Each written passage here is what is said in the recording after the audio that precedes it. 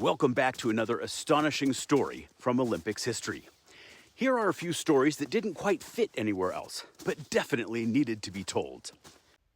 At the 1912 Summer Olympics held in Stockholm, Sweden, the host country was unable to construct a velodrome in time for the Games and suggested canceling the cycling events altogether. But after a series of protests, they agreed to a road race instead. But instead of creating something of equal scale, the 196-mile course was 6 times longer than the average Olympic road race. To accommodate the length of time it would take to complete the 10-hour race, the starting gun went off at 2 a.m. Needless to say, the darkness made for very dangerous conditions. One Russian plunged into a ditch and was later discovered unconscious by a local farmer. A Swedish rider was hit by a car and dragged along the road for some distance. Basketball became an official Olympic sport in 1936. But the German organizers at the Berlin Games didn't know what the sport required. So when the players showed up, they found that they were relegated to an outdoor tennis court covered with sand. That alone made dribbling nearly impossible. But a storm the night before the match between the U.S. and Canada made the court a muddy mess. The U.S. won, but has the questionable distinction of presiding over the lowest ever score at an Olympics match, 19-8.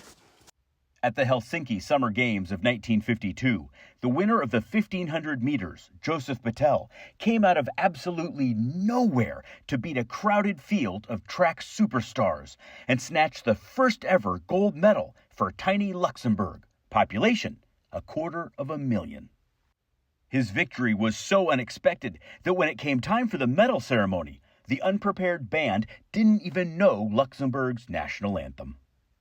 At a basketball game between France and Uruguay at the Helsinki Games in 1952, a series of disputed fouls so enraged the South American players that they began to riot. Spectators even came down from the stands to participate in the brawl. The American referee was knocked unconscious and had to be carried off the court. Police had to intervene to restore order. And the craziest thing is, that was just one of 2 on-court fights the Uruguayans started at those games. Speaking of trying to settle things with violence, Korean boxer Byung-Jong Lee was docked 2 points for headbutting his Bulgarian opponent at the 1988 Olympics in Seoul. The Korean head coach punched the ref, after which members of the audience poured into the ring and started a riot. The ref had to be rescued by police and immediately fled the country. but we're not done yet.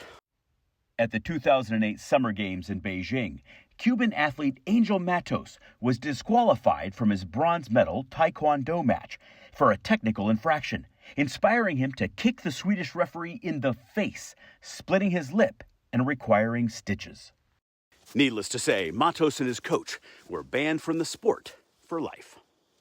One of the most contentious and discussed sporting matches in Olympics history occurred during the gold medal men's basketball game between the U.S. and the USSR at the 1972 Olympic Games in Munich. With just 3 seconds left on the clock and the U.S. up just 50-49, the Soviets attempted a shot that was blocked by the American defense. The buzzer went off and the fans rushed to the court to celebrate the American gold. However, the Russians argued that they'd been trying to get the ref's attention for a timeout since before the play even began. And after clearing the court, 3 seconds were put back on the clock. This time, the Russians were successful. And as the buzzer went off a second time, they landed a gold medal winning shot.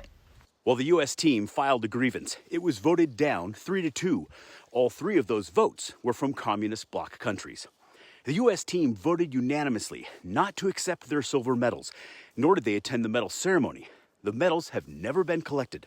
20 years later, 10 of the 12 players reiterated their refusal to accept them, and team captain Kenny Davis even placed a clause in his will instructing his heirs never to accept the medal on his behalf. The unclaimed medals remain in Switzerland with the International Olympic Committee. See you tomorrow for another amazing story from the Olympic Games. Stay curious, my friends.